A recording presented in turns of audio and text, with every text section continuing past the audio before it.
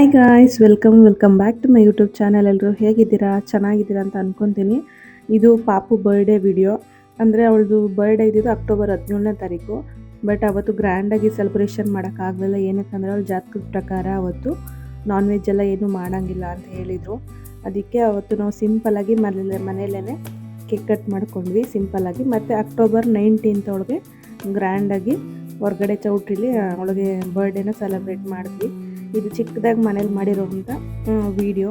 ಒಂದು ಸ್ವಲ್ಪ ಕ್ಲಿಪ್ಪಿಂಗ್ಸ್ನ ತೊಗೊಂಡಿದ್ದೆ, ಅದನ್ನು ಆ್ಯಡ್ ಮಾಡ್ತಾಯಿದ್ದೀನಿ.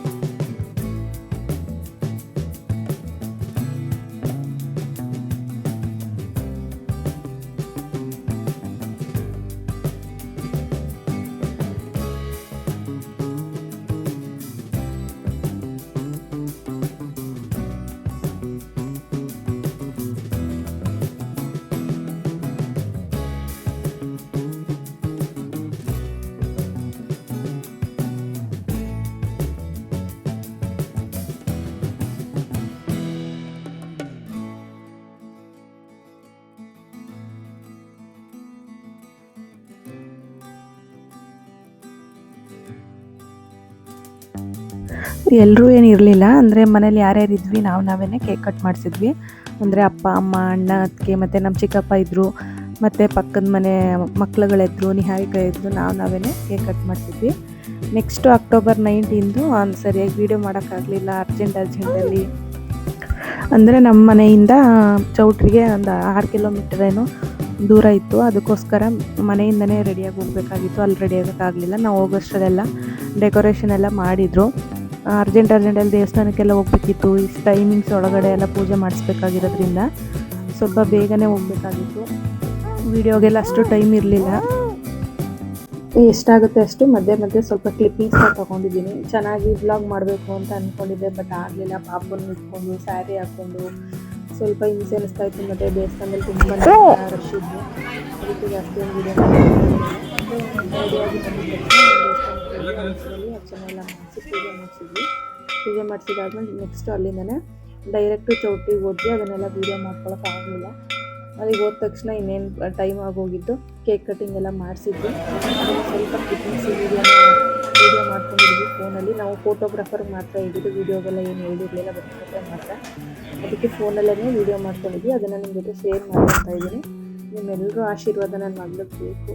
ನೀವೆಲ್ಲರೂ ನನ್ನ ಮಗಳಿಗೆ ಆಶೀರ್ವಾದ ಮಾಡಿದ್ದೀರಾ ಅಂತ ಅಂದ್ಕೊತೀನಿ. ಇದು ಫಸ್ಟ್ ಇಯರ್ ಅವಳು ಬರ್ಡೇ. ತುಂಬಾ ಖುಷಿ ಆಗ್ತಿದೆ. ಎಷ್ಟು ಬೇಗನೆ ನನ್ನ ಮಗಳು 1 ವರ್ಷ ಆಗೋಯ್ತು ಅಂತ ನಂಬೋಕೆ ಆಗ್ತಿಲ್ಲ. ಮೊನ್ನೆ ಡೆಲಿವರಿ ಆಗಿರೋ ಥರನೇ ಅನ್ನಿಸ್ತಾ ಇದೆ. ಅದು ತುಂಬ ಖುಷಿ ಇದೆ, ಎಷ್ಟು ಬೇಗ 1 ವರ್ಷ ಆಗೋಯ್ತು ನನ್ನ ಮಗಳಿಗೆ ಅಂತ.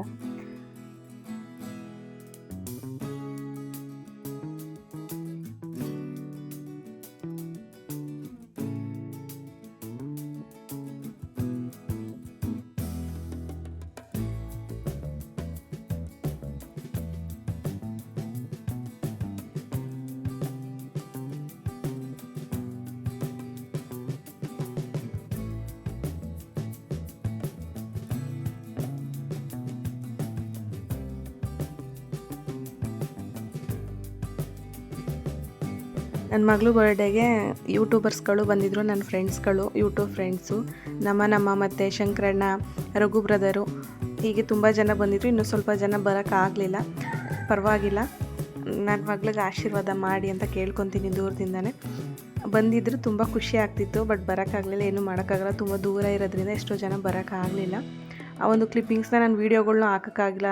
ಟೈಮಲ್ಲಿ ವೀಡಿಯೋ ಮಾಡ್ಕೊಳ್ಳೋಷ್ಟು ಟೈಮ್ ಇರಲಿಲ್ಲ ನನಗೆ. ಅದಕ್ಕೆ ವೀಡಿಯೋನೂ ಮಾಡ್ಕೊಂಡಿಲ್ಲ.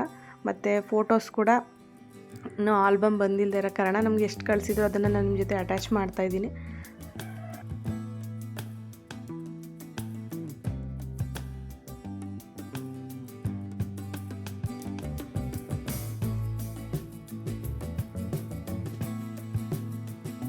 ಇದೊಂದು ಚಿಕ್ಕ ಕ್ಲಿಪ್ಪಿಂಗ್ಸು ವಿಡಿಯೋ ನನ್ನ ಮಗಳ ಬರ್ಡೇದು.